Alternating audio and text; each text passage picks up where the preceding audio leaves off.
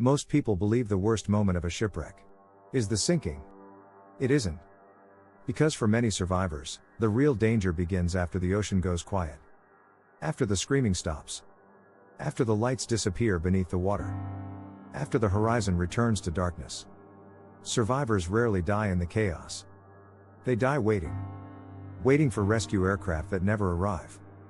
Waiting for ships that pass miles beyond the curve of the earth. Waiting while dehydration, exposure, and shock begin shutting the body down. Out here, time is the real predator. And the first 72 hours decide almost everything. The lie people believe movies teach us that survival is about escaping the sinking vessel. Get into a raft. Cling to debris.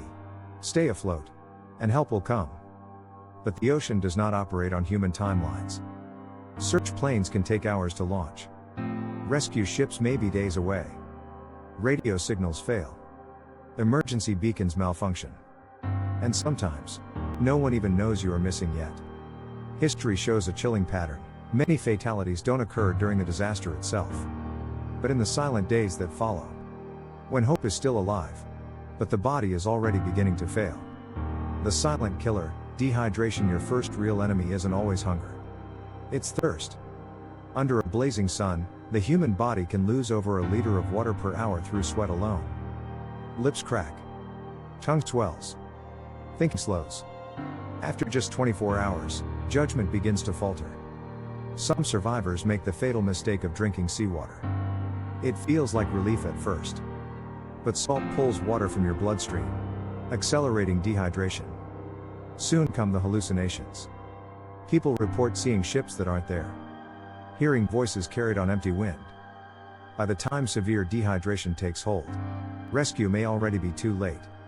But thirst isn't what breaks most survivors first. That usually comes on the second night. Hypothermia. Even in warm water, people imagine hypothermia as something that happens only in icy seas. But water steals heat from the body 25 times faster than air. Even temperate oceans can drain strength hour by hour. Muscles stiffen. Hands stop working. Simple movements become exhausting. Then comes the shaking. Then confusion. Then a dangerous calm, as the brain begins conserving energy. Many survivors simply fall asleep and never wake up.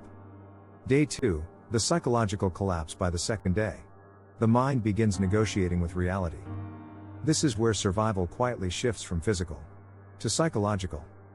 Hope rises every time a cloud formation looks like smoke. Every distant reflection becomes a possible ship. Every sound feels like salvation. Then nothing arrives. Again. And again. Morale fractures. Some stop speaking entirely. Others drift into panic. A few make desperate decisions, abandoning rafts, attempting impossible swims, wasting precious energy. Veteran rescuers often say, the ocean doesn't have to kill you. It just has to convince you that rescue isn't coming. Shark curiosity, the fear below. Contrary to popular myth, sharks are rarely the primary threat after shipwrecks. But that doesn't mean they aren't present. Survivors frequently report dorsal fins circling at a distance. Silent shapes moving beneath floating debris. Most sharks investigate. Few attack. Yet the psychological effect is devastating. Imagine trying to conserve energy while something unseen brushes past your leg. Fear alone can accelerate exhaustion, spiking heart rate, burning calories the body cannot afford to lose. In survival situations, terror is a resource drain. Rescue was close, but not close enough. One of the cruelest truths of maritime disasters is how often rescue comes near. Aircraft scan enormous stretches of ocean, but a life raft is small. From thousands of feet above, waves can hide everything. Ships pass beyond the horizon, never knowing survivors are watching them disappear. Flares go unseen in daylight. Signal mirrors flash toward empty sky. Some survivors later learn that help passed within miles.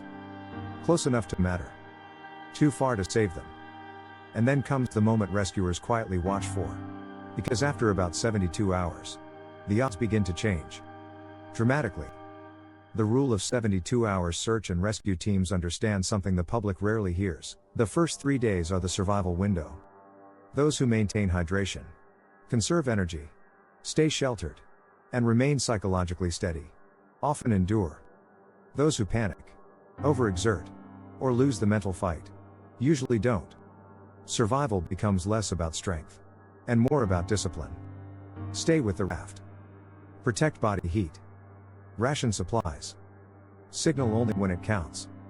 Simple decisions. Life or death consequences. Because the ocean doesn't rush. It waits.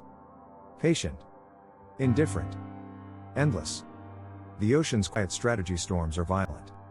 Shipwrecks are dramatic. But what follows is something far more dangerous. Silenced. No engines. No voices. Just wind. And water. Stretching in every direction. Out there, time distorts. Hours feel like days. Days feel infinite. And the mind begins asking a terrifying question: what if no one is coming? Those who survive learn a brutal truth: you are not rescued because you panic. You are rescued because you outlast the waiting. At sea, survival isn't decided when the ship goes down. It's decided in the quiet that follows. By who can master their fear. By who protects their strength.